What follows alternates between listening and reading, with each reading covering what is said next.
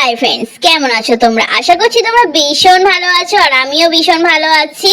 তো দেখো, সকাল সকাল তোমাদের দাদাভাইকে ন্যাড়া করে দিয়েছি। ন্যাড়া করে দেওয়ার পরে ওকে আমি একটুখানি আমের আচার করে দিলাম, মিষ্টি মিষ্টি আচার।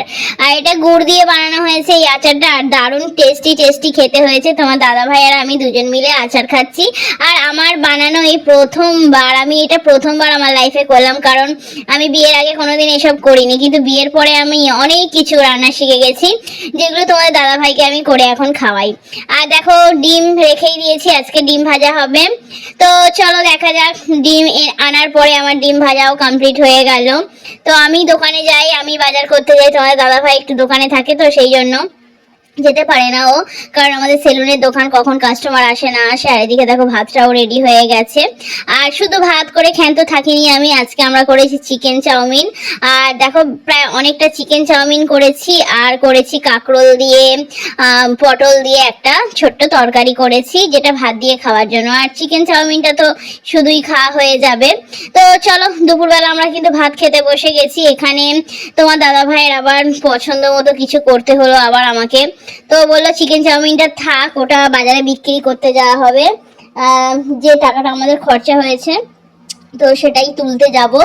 এখন অন্য কিছু রান্না করো, সেটা খাই। আমি বললাম কি করবো? বললো কুমড়ো ভাজা করো, আর একটুখানি পেঁয়াজ আলু দিয়ে ভাজা ভাজা করে মাখো।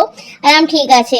তারপরে আমরা কিন্তু দুপুরবেলা ভাতটাই খেয়েছি, আর বিকালের জন্য চাউমিনটা আর রাখিনি, বাজারে বিক্রি করতে গিয়েছিলাম।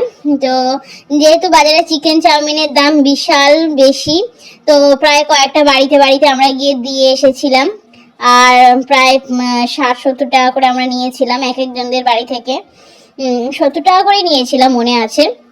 তো যে চাউমিনটা তোমরা দেখলে, ওই চাউমিনটা কিন্তু আমাদের দুজনের খাওয়ার জন্য করেছিলাম, কিন্তু আমরা 4টে বাড়িতে বিক্রি করেছি ওই চাউমিনটা।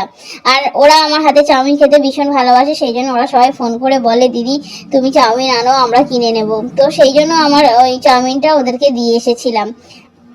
আমাদের আর সেদিনকে খাওয়া হয়নি, জানো তো, চাউমিন। যেহেতু ভাতও করেছি অনেক, আবার তোমার দাদা ভাইয়ের আবার ওই তরকারি ফরকারি কিছু পছন্দ হয়নি বলে আবার আমি ওইগুলো করলাম। করার পরে এখন আমাকে একটু ডালও করতে হলো লেবু দিয়ে খাওয়ার জন্য, কারণ লেবুটাও এনেছিল দাদা ভাই। তো লেবু দিয়ে ডাল দিয়ে এই সমস্ত খাবার খাওয়া হলো দুপুরবেলা। তারপরে কিন্তু আমরা বিকেলবেলা ওটা বিক্রি করতে গিয়েছিলাম। তো দাদা ভাই আর আমি দুজন মিলেই বিক্রি করতে গিয়েছিলাম। আর ওটা বিক্রি করে 600-700 টাকার মতো হয়েছিল।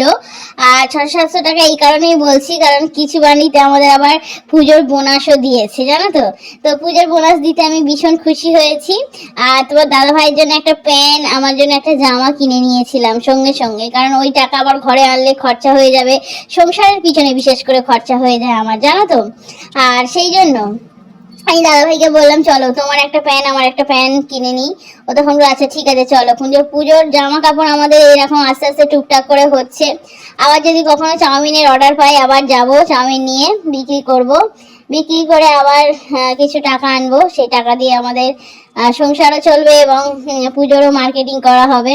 এদিকে তোমার দাদা ভাইয়ের ভ্যানটা রয়েছে, তো ভ্যান চালিয়ে ও অনেক দূর থেকে মাল আনে।